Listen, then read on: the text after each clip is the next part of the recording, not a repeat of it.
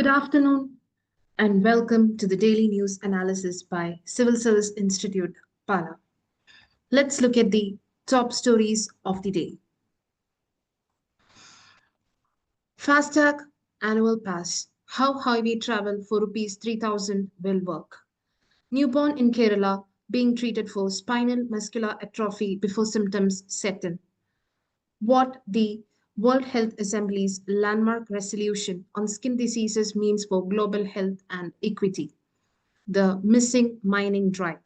Green hydrogen. Government industry bullish, but demand falters amid global headwinds. Canla port congestion may cause edible oil shortage. Let's look at news in detail. FASTag Annual Pass. How highway travel for ₹3,000 will work.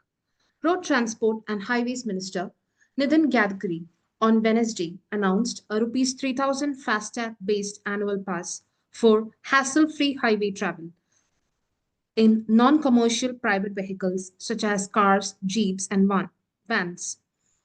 The FASTag-based passes, which will be effective from August 15, will remain valid for a year or 200 trips or crossings, whichever comes earlier. With the pass, the average cost of crossing a toll plaza will only be ₹15 and users will save at least ₹7,000 per pass. The pass is non-transferable. FASTag is an electronic system managed by the FASTag is an electronic toll collection system managed by the National Payments Corporation of India and National Highways Authority of India. It was launched in 2014 and was made mandatory at every toll plaza from 2021. The new pass scheme is for private vehicles and not for commercial vehicles. The annual pass is valid only for national highways and national expressways, and it won't be valid. It will be invalid when used in state highways or roads and highways managed by local bodies, municipalities, etc. The existing FASTag system will continue to operate as usual. Moving on to the next news. Newborn in Kerala being treated for spinal muscular atrophy before symptoms set in. For the first time in our country, a newborn found carrying the SMN1 gene mutation causing spinal muscular atrophy is being administered pre-symptomatic treatment using risdiplam, one of the rare disease-modifying drugs currently available for spinal muscular atrophy, so that the infant will get the benefit of early initiation of treatment, thus minimizing the infant's potential for future newborn damage. Spinal muscular atrophy treatment early in life provides more benefits. So let's look into what spinal muscular atrophy is. It's a hereditary disease and it affects motor neurons that are specialized nerve cells in the brain and spinal cord, which control movement and skeletal muscle activity. The disease is currently not curable, and in most cases, the affected gene is passed down from the individual's parents. Prenatal diagnostic tests can help, but chances are very rare. Under its CARE scheme, that is Kerala Against Rare Diseases, the state's initiative is to devise a comprehensive strategy to prevent and manage rare diseases. So I hope the news is clear. Moving on to the next news. What the World Health Assembly's landmark resolution on skin diseases means for global health and equity. The 78th World Health Assembly unanimously adopted a resolution titled Skin Diseases as a Global Public Health Priority. Skin diseases have remained chronically underfunded or neglected in low and middle income countries. Healthcare funding has traditionally prioritized chronic diseases of internal organs, overlooking skin health despite its significant physical, psychological, and economic impact. Skin diseases carry immense morbidity, stigma, and socio-economic burden, particularly in low and middle income countries. Skin diseases are deeply tied to self-esteem and opportunities. Stigma around visible conditions like vitiligo, psoriasis, etc.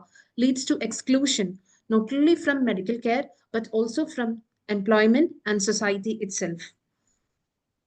In India and Africa, where the burden of pigmentary disorders, fungal infections, and neglected skin diseases are immense, this resolution is an opportunity to push for better access, like culturally competent skincare, research that reflects diverse skin types, integrates skincare into public health infrastructure, and expand dermatology training at the primary care level.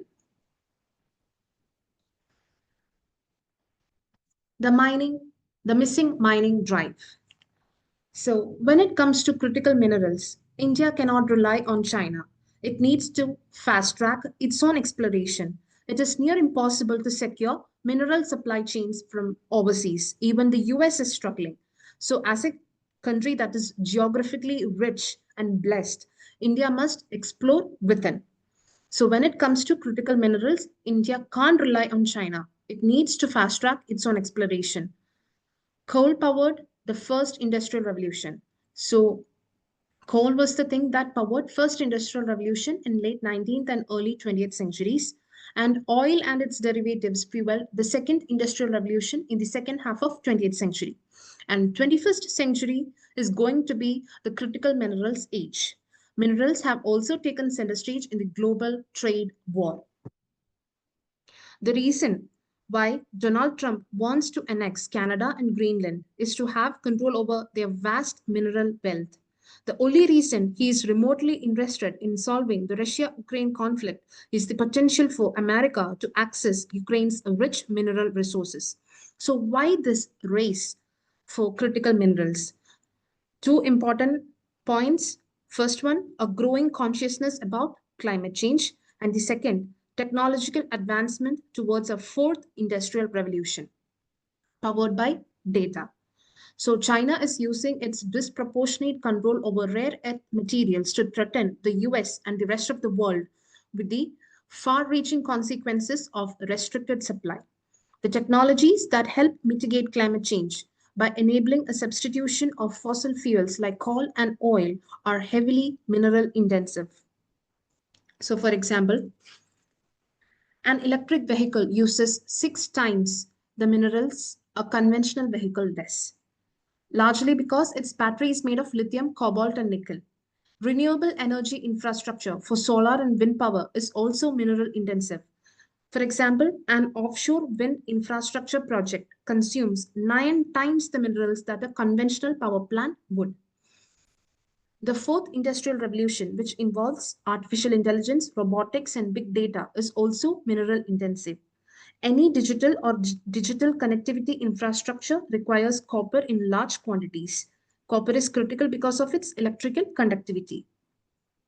As the adoption of these technologies grow, the demand-supply gap of critical minerals also will grow. There are 2 stages of the value chain that are of concern. First, it's the extraction of the metal ore from the surface, and second, of course, is the processing of that ore into usable metal. So when coming to cobalt, cobalt comes almost exclusively from Democratic Republic of Congo, which was a previous year prelims question. Indonesia dominates the mining of nickel. Almost 50% of the global supply is dominated by Indonesia. China, the major power, the mightiest, alone accounts for 2/3 of global rare earths mining. Australia, Chile, and China account for a majority of lithium mining. So the lithium triangle is situated in South America. The lithium triangle refers to Argentina, Bolivia, and Chile. And coming to processing, there is a complete dominance across the board by just one country, that is China. 66% of the processing of critical minerals, also including copper and aluminum, takes place in China. And coming to rare earths, this percentage even goes up to 90. China alone can bring the global electrical vehicle industry, EV industry, to a halt by restricting the supply of rare earths. So it's high time we start our own rare earth mineral mining. Short term, it won't be of great use, but in long term, we won't be able to depend on China. which will be a good sign for India. Now, government industry bullish about green hydrogen, but demand falters amid global headwinds. Weak export demand, driven by geopolitical instability and policy reversals in key markets, is slowing down the pace of expansion of green hydrogen. So let's see what is green hydrogen.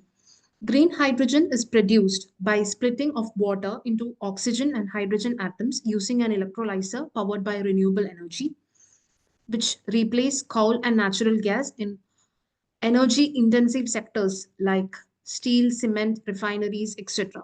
It's also a key feedstock for green ammonia made by combining hydrogen with nitrogen. And green ammonia has got various applications such as low-carbon fertilizer and fuel for shipping. So reduction of import duties on India's green hydrogen exports is also a part of ongoing free trade agreement negotiations with Europe. With export demand still weak, the government is focused on building domestic demand. For example, hydrogen fuel cell buses have been installed in 5 locations, and this will be enlarged to other cities regarding and after studying the viability option. The slowed momentum primarily stems from the high production cost. Green hydrogen is still more expensive than gray hydrogen. So this is a major cause of concern because green hydrogen is more expensive even to install. In 2023, the central government launched the National Green Hydrogen Mission. Under the mission, the Strategic Interventions for Green Hydrogen Transition, that is the SIDE program, aims to support both green hydrogen production and electrolyzer manufacturing. So the Confederation of Indian Industry outlined certain immediate demand side strategies to accelerate green hydrogen adoption. So they are, it recommends blending small amounts of green hydrogen into existing gray hydrogen or piped natural gas supplies for high volume sectors such as refineries, fertilizers, city gas networks, etc., while factoring in technical feasibility. It also suggests encouraging substitution in niche industries such as glass, ceramics, and chemicals, where switching is cost neutral. And public procurement, especially for green steel, can also help scale domestic demand. And we are looking at the last news of the day. Canla port congestion may cause edible oil shortage. Traders have warned of edible oil shortages in local markets and supply disruptions as several vessels, mainly carrying Indonesian crude palm oil, remain stranded at Canla port, awaiting cargo unloading amid heavy congestion. So where is Canla port situated? Canla port is a major port in the state of Gujarat, and India is the world's largest importer of palm oil, with monthly imports totaling 7.5 lakh tons. Canla is a key port that supplies major refineries catering to Western and Northern India. This comes amid sharp fluctuations in palm oil prices. Traders typically increase purchases when prices drop. Last month, India's palm oil imports hit a 6-month high driven by low domestic inventories and favorable price gap compared to soybean and sunflower oils. Palm oil futures have since surged following the USA's proposal to raise biofuel blending mandates. So as trade volumes continue to escalate, there is a pressing need for ports across the country to incorporate smart technologies, automation, and improved berthing and cargo handling capabilities to sustain future demand.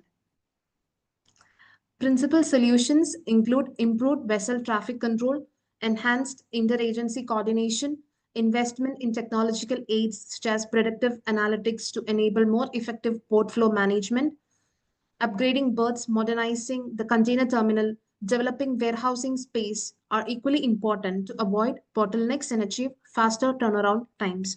So these are the solutions that can be used to decongest Indian ports. And it's really important to enhance our logistical infrastructure as India is a developing country. So let's look at the PYQ. This is from 2023. About 3/4 of the world's cobalt, metal required for the manufacture of batteries for electric motor vehicles, is produced by. So the answer here is Democratic Republic of Congo, as we have already seen in the news already.